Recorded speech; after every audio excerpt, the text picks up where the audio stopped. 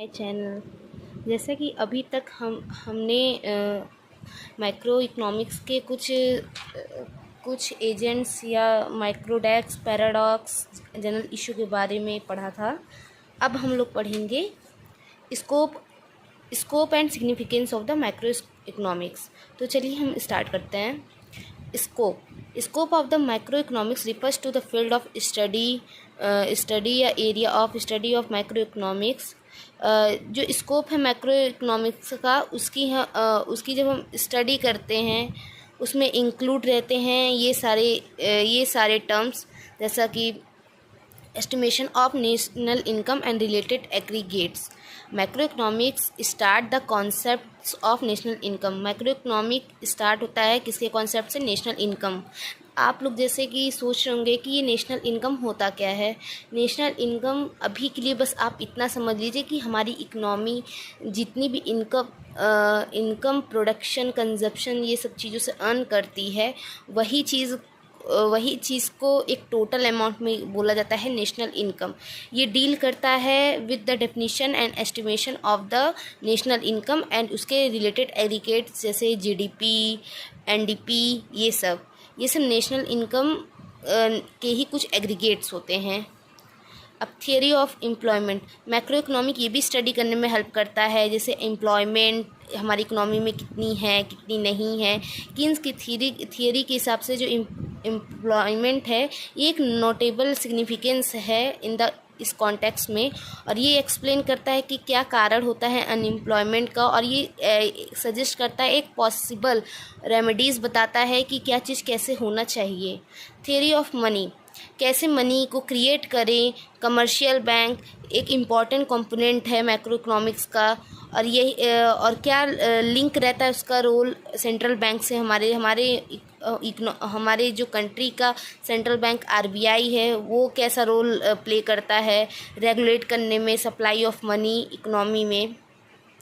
Theory of general price level inflationary और deflationary gap, ये हमें एक और सिग्निफिकेंस कंपोनेंट स्टडी करने में मदद करता है मैक्रो इकोनॉमिक्स। ये हमें जनरल प्राइस जो हमारी इकोनॉमी में चलता है, क्या वो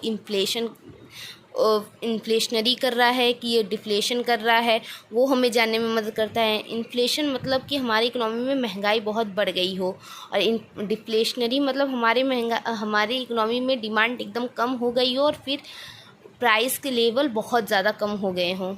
रोल ऑफ द गवर्नमेंट या गवर्नमेंट बजट, मैक्रो इकोनॉमिक्स ये भी स्टडी करने में हेल्प करता है कि बजट जो हमारे गवर्नमेंट बजट बनाती है वो हमारे इकोनॉमी एक्टिविटी को कैसे अफेक्ट या इम्पैक्ट करती है। Exchange rate and balance payment of, ये डिटरमाइन करने में हेल्प करता है मैक्रो इकोनॉमिक्स की एक्सचेंज रेट कैसे हम मैनेज करें। ये एक इम्पॉर्टेंट स्कोप है मैक्रो इकोनॉमिक्स का।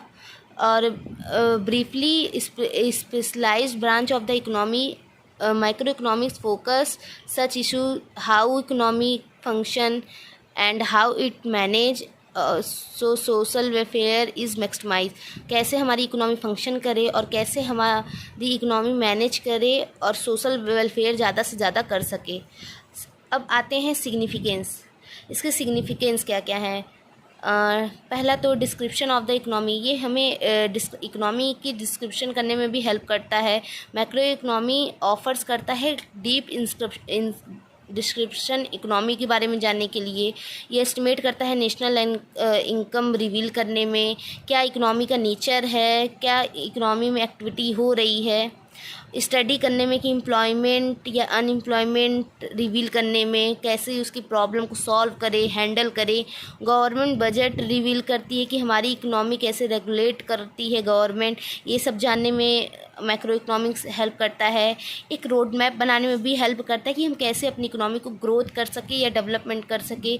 ये मैक्रो इकोनॉमिक्स ऑफर करता है road map of the growth, development and programme और पॉलिसी बनाने में भी हेल्प करता है कि हम कैसे अपनी इकोनॉमी को हम बैलेंस कर सकें। इकोनॉमिक स्टेबिलिटी, इकोनॉमी को कैसे स्टेबल कर सके, ये हम स्टडी करते हैं मैक्रो इकोनॉमिक्स में स्टडी करके, और ये करने में हेल्प करता है, कुछ पॉलिसी जो सेंट्रल गवर्नमेंट बनाती है, कुछ फिजिकल पॉलिसी जो गवर्नमेंट के द्वारा परस्यूट की जाती है। बीओपी मैनेज करने में भी ये हेल्प करता है। कंट्री अपनी रिवील करती है performance in compare to another country. ये बैलेंस ऑफ ट्रेड, कैसे एक्सपोर्ट और इंपोर्ट को बैलेंस करे, ये भी हमें ये प्रॉब्लम से निकलने में हमें मदद करता है मैक्रो इकोनॉमिक्स। कैसे जो problem and poverty of the environment pollution है ये भी हेल्प करता है। मैक्रो इकोनॉमिक्स ऑफर करता है कि ये प्रॉब्लम जो पॉवर्टी और इन्वायरमेंटल पोल्यूशन है इससे हम कैसे निकले, इससे भी हेल्प करता है। और पॉलिसी फॉर्मुलेशन करने में भी हेल्प करता है। Information related to macroeconomics variable जैसे डिमांड, एग्रीगेट्स, कंजप्शन, इन्वेस्टमेंट, ये सब एक कुछ वेरिएबल्स हैं हमारे मैक्रो इकोनॉमिक्स के। आउटपुट डिफरेंट सेक्टर्स के हमारे जो इकोनॉमी में होते हैं। एक्सट्रीमली यूज़फुल फॉर कैसी पॉलिसी बनाए कि हमारी इकोनॉमी अच्छे से ग्रोथ करे और डेवलपमेंट कर सके। Challenge of the economy become evident only through the macro economics data. ये जो हमारे इकोनॉमी में इमर्जिंग चैलेंज हो रहा है, कैसे हम इस प्रॉब्लम को शॉर्ट आउट करें, ये हमें मैक्रो इकोनॉमिक्स हेल्प करता है। इन शॉर्ट में हम ये जानने की कोशिश करते हैं कि ये जो मैक्रो इकोनॉमिक्स वेरिएबल्स है और ये जो मॉडल्स है ये हमें बहुत इसेंशियल है अंडरस्टैंड करने में, जो हमारी इकोनॉमी की परफॉर्मेंस है, और ये जो फॉर्मुलेट करने में भी हेल्प करता है कैसे पॉलिसी और प्रोग्राम हमारी इकोनॉमी में बनाए जाए।